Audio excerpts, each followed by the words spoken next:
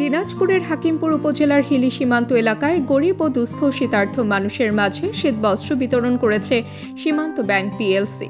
রোববার দুপুরে Bangla Hili pilot school মাঠে আয়োজিত অনুষ্ঠানে প্রধান অতিথি হিসেবে কম্বল তুলে দেন বিজিবি দিনাজপুর সেক্টরের sector commander colonel Mohammad Faisal Hasan Khan. এ সময় প্রায় 200 জন শীতার্থ মানুষের মাঝে কম্বল বিতরণ করা হয়। শীতবস্ত্র পেয়ে উপকারভোগীরা সন্তোষ ও কৃতজ্ঞতা প্রকাশ করেন। অনুষ্ঠানে উপস্থিত ছিলেন জয়পুরহাট 20 বিজিবি ব্যাটালিয়নের অধিনায়ক লেফটেন্যান্ট কর্নেল লতিফুল বারী ও সীমান্ত ব্যাংক হিলি শাখার ম্যানেজার আদনান জাকারিয়া সহ সংশ্লিষ্ট কর্মকর্তারা। বক্তারা বলেন, সামাজিক দায়বদ্ধতার অংশ হিসেবে সীমান্ত ব্যাংক পিএলসি অসহায় মানুষের পাশে দাঁড়িয়ে কাজ করে যাচ্ছে এবং ভবিষ্যতেও এ ধরনের মানবিক কার্যক্রম অব্যাহত থাকবে।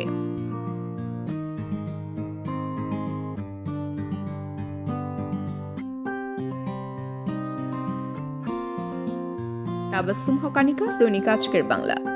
দৈনিক আজকের বাংলা .net